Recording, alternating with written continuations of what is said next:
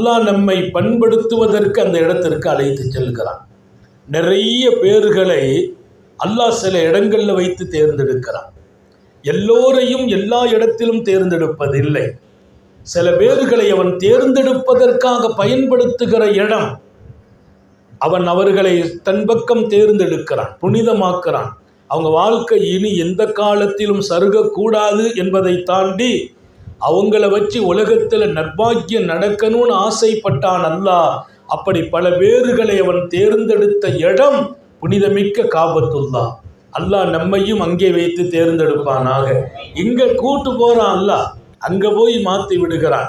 எத்தனையோ தீய பழக்கம் உடையவர்கள் அங்கே வந்த பின்னால் மிகுந்த வாழ்க்கையை அழகாக்கி கொண்ட நிலைகளையெல்லாம் நாம் பார்க்கிறோம். தவறான பழக்கம் உள்ளவர்கள், தீய சிந்தனை உடையவர்கள் எத்தனை நற்பாக்கியம் உடையவர்களாக மாறியிருக்கிறார்கள் என்று பார்க்கிறோம். ஹஜ்ஜு ஒப்புக்கொள்ளப்பட்ட அடையாளங்களில் ஒன்று உங்களுக்கு நான் சொல்ல வேண்டும். ஹஜ்ஜு ஒப்புக்கொள்ளப்பட்டதா?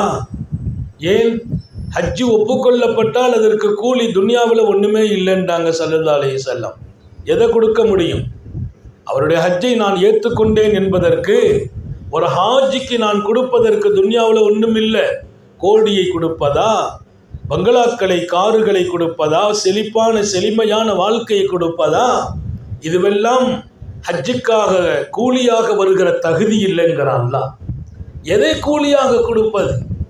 ஒப்புக்கொள்ளப்பட்ட ஹஜ்ஜுக்கு கூலி என்று நான் கொடுப்பேன்.